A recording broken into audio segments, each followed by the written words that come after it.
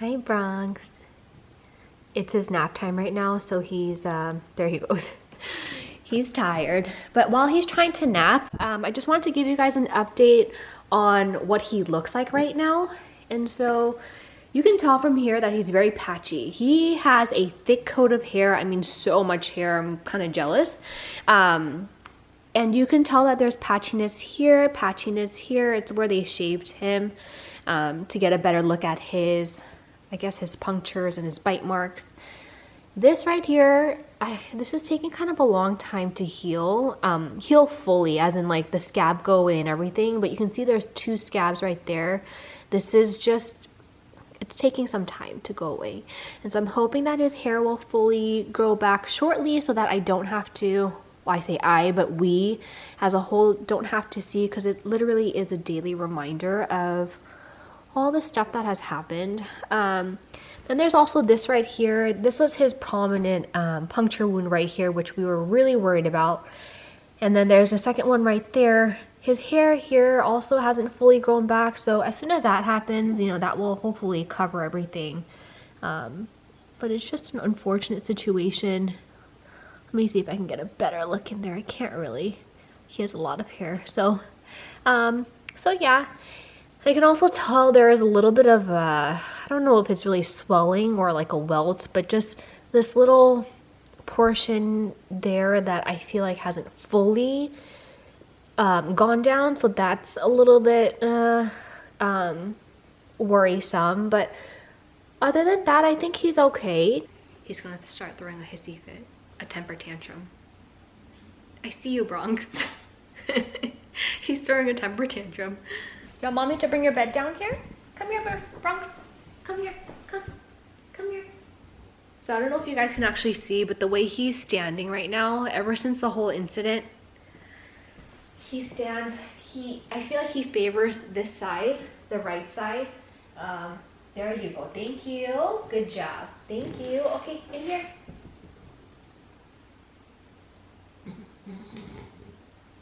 Can you come in here? I actually decided to come upstairs to film this part. It's been long enough, but it's still kind of fresh where I still have PTSD. It's still traumatizing. It still makes me very upset. And so I think it'll take some time for all of this to just be in the rear view mirror, you know, and I'm ready for it to happen. You can't force it, I guess. This week was a little bit funny because it wasn't our normal schedule. We had to switch around some stuff. So on a day that normally Edwin would take Bronx on a walk, my sister took him on a walk. My sister and Bronx had fallen asleep on the couch for quite some time, and they're usually out the door by a specific time, but this time they were just napping, and it was a lot later than they would normally go out at.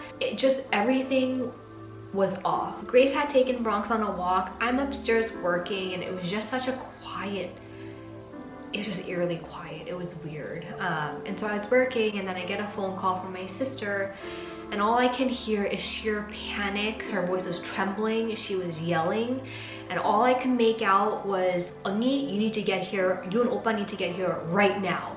And I'm like, okay, like what's going on? And she's like, you guys need to just come right now. And she's like screaming and like crying and just hysterical. I say, okay. So then I run down to the garage, and I'm like, Edwin, we need to go like right now. I don't know what's going on. Like we need to go right now. So then I call my sister back up because I'm like, I don't know what I'm walking into. Like, I don't know what happened. So then she's like, Bronx got attacked. Okay, like I don't know how much he's bleeding. So I go upstairs, grab some towels. We make our way into the car, and I'm just like panicking. And I call my sister back up, and I'm like, is he bleeding? Where is he bleeding? Is he still bleeding? Like how much? You know, just all these questions. She's like, I don't know. He's just like, you know, covered in blood. Like, I don't know. I said, okay, you need to calm down. Calm down for Bronx. You need to like get it together, and you need to call the cops. And she's like, okay, you know, but she's like still crying in the midst of all this. And I'm just like, you know, a million thoughts go through your mind, and you just don't know how bad the situation is. I personally have never been involved in a situation where my dog has gotten attacked. I've seen other situations unfortunately happen, and of course like the parties involved are just like hysterical. It's just not a good situation. So I just remember driving. It felt like the longest car ride ever, and I turned to Edwin. I was like, can you just turn on like the emergency blinkers on and like start driving a little bit faster, because like I can't get there fast enough. We get there, I'm literally just running and I can see them from a distance. Oh gosh, it was not, I can get emotional just even thinking about it. She's hysterical.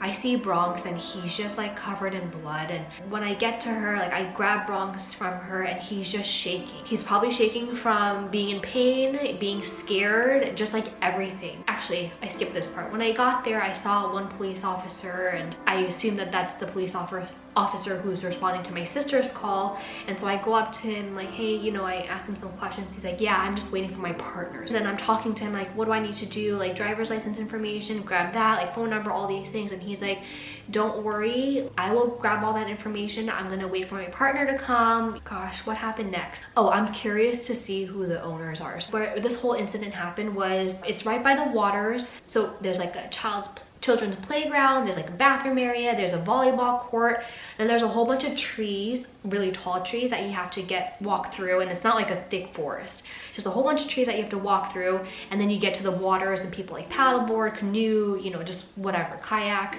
Behind the trees towards the water was where the other party was. Gosh, I don't know at what point, but there were two people who were helping my sister, and I remember the two, it must have been a couple, they were there playing volleyball. The girl was telling me how like the other party couldn't control their dog, and you know, like don't go over there, he might come over and attack you, like you just be careful, like that dog is out of control is what I was told. So you know, I was a little bit wary, but I still wanted to know what the dog looked like, just curiosity, right? Like who did this to my dog and who are the owners. So I walk over past the trees and I'm like walking and I can't see anybody, so I have to walk in a little bit, and then I see, unfortunately, two little kids. They must have been brother and sister. I mean, you can see the fear in their eyes. Like the older kid must have been the boy, and so he was over, like kind of sitting over his dog and just had him in like, not a chokehold, but like had his arms around the body or the neck and just like holding the dog in place. And you can just see,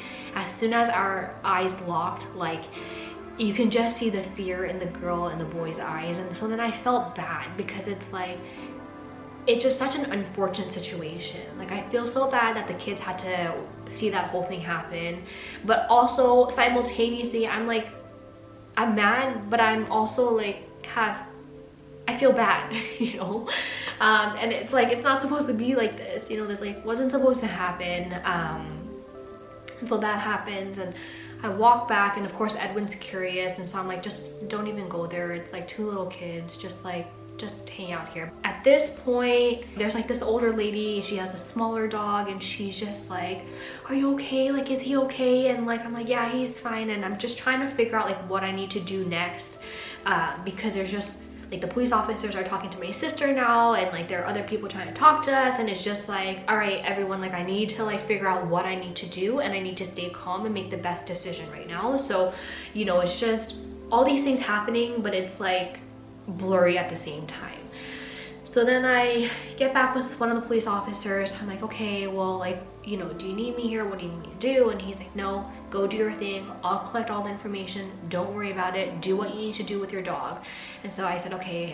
And he asked me, like, what are you thinking? Like, you're gonna take him to the emergency room? And I said, yeah, I am. I'm not sure which one, but you know, I am going to. And so then I'm trying to figure out the best place to take him, because we're farther away from the normal emergency vet that we go to, but there's one closer that I've never taken him to that I think, you know, that I've heard great things about. So I call them and I'm on hold in the car.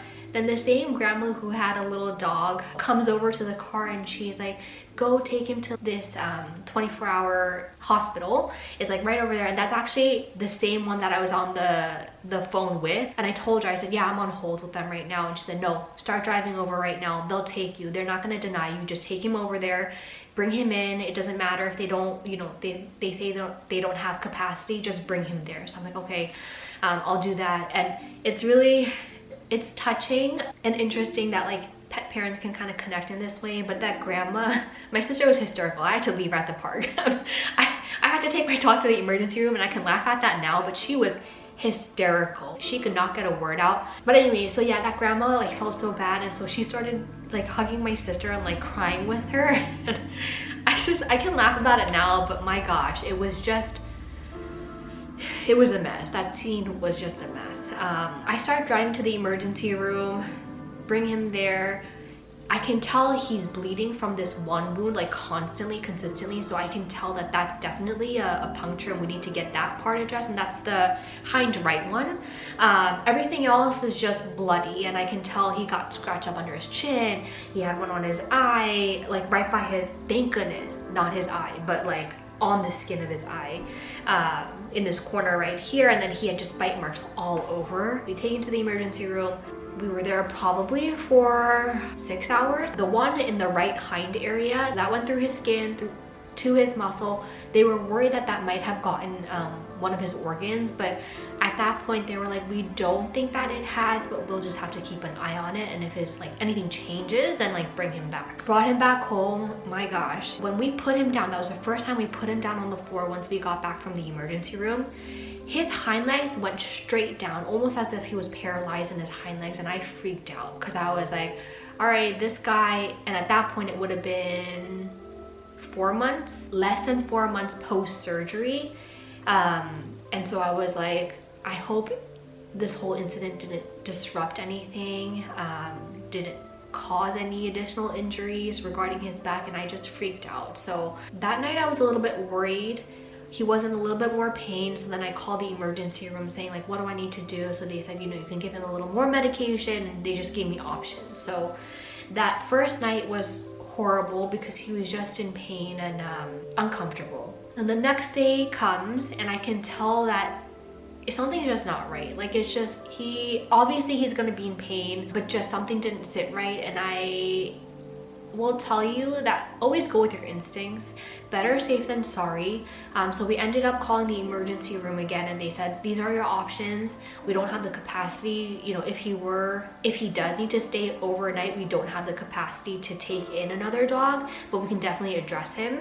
And they gave me other options, like you can take him to an urgent care. At that point I wasn't able to talk to a doctor. That's when the receptionist gave me different options, and so I said, I'll leave a voice message for the doctor, and then I also want the information for the urgent care that you guys recommend. So I took him to urgent care. The vet there was amazing. She thoroughly took her time talking about everything. I mean, gave us like the best care that I've ever experienced. And to be honest with you, I've been to quite a bit of different veterinarians with Bronx, so I loved her. She basically reassured us saying like, you guys did the right thing by bringing him in. I can definitely tell like he's hurting, and just all these different things. So that's basically the gist of it. But if I'm to get into the details of what actually happened and how this all happened, here we go.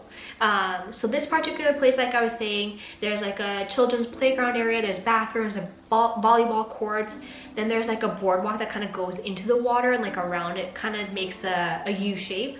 And then there are different places where you can access the water if you want to like paddleboard. And so there are a whole bunch of trees, and then there's sand. Again, the tree area is not like a huge forest. You just walk past, you know, a little row of trees, and then you're right by the water, like in the sand by the water, and then there's the water right there. So my sister was taking him.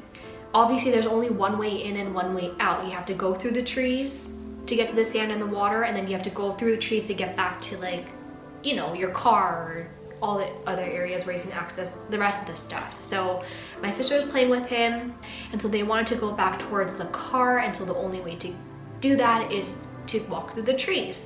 There happened to be this mix of a breed tied to a tree on a leash, and so my sister had to walk past, ways away. The dog kept on lunging at Bronx, like trying to get to him. Somehow gets out of its harness and starts running after Bronx. When my sister realizes that that dog is off leash, running after Bronx, she goes down to go pick him up, but it's too late at that point, and so the dog is just going and attacking Bronx, and she is on the ground in the sand trying to wrestle this dog off. She's yelling at the kids, like, come get your dog, come get your dog. Like, you need to come get your dog right now. And they're not doing anything because they're scared. That's my assumption. I guess I can't say for sure, but I mean, I don't know how else to explain why you wouldn't come and get your dog, you know? So my sister's yelling, you guys need to come get your dog right now, right now. And she's trying to get the dog off of Bronx. And at this point, Bronx is like yelling and screaming, crying. And so she's doing everything she can to try to, she's on the floor literally wrestling this dog off. And she's doing whatever she can, but this dog just won't get off of him. Then I guess one of the kids brought like a styrofoam swimming pool spaghetti thing, you know, tries to whack at the dog. Obviously nothing is happening. My sister is yelling for help. There's no one else immediately right there where they are. There are people outside behind the trees, and so she's yelling, someone please help, like help, you know. The couple that was there to play volleyball came over, but they didn't want to get involved because the dog was just out of control. I don't blame them, you know. When we were about to take Bronx to the emergency room, I was like, where's his harness? To my sister, and she's like, I don't know. And the harness was just laid out in the sand where I think the whole, you know, attack happened. There is I think a tooth mark right where his buckle goes in, but it was a full body one, and basically the dog was just able to get in there and bite him. But that's essentially what happened. I guess my thoughts about dog ownership is that it really does come with grave responsibility. It takes a toll on you mentally, physically, emotionally. I mean, physically for Bronx, we have to make sure that he's okay, and there's just certain things that I don't feel like he's fully recovered from. Obviously, this would be my third opinion, because we saw his first vet or his vet about a week and a half after the incident, and then a week after that, and like, it's been some time now and he's still not like fully 100% recovered. So I'm gonna get a third opinion this week. But just the time and the energy, obviously it's like, without a question, I would do this for Bronx like a million times over to make sure that he is okay. But we're here having to spend our time and our efforts trying to recover him back to where he was before this whole incident. The responsibility that comes with all that is just makes me upset. Bottom line is, if you want to be a pet parent, you really have to put a lot of thought into it. Thank you for watching. Thank you for listening to our story. And I hope you guys are able to take something away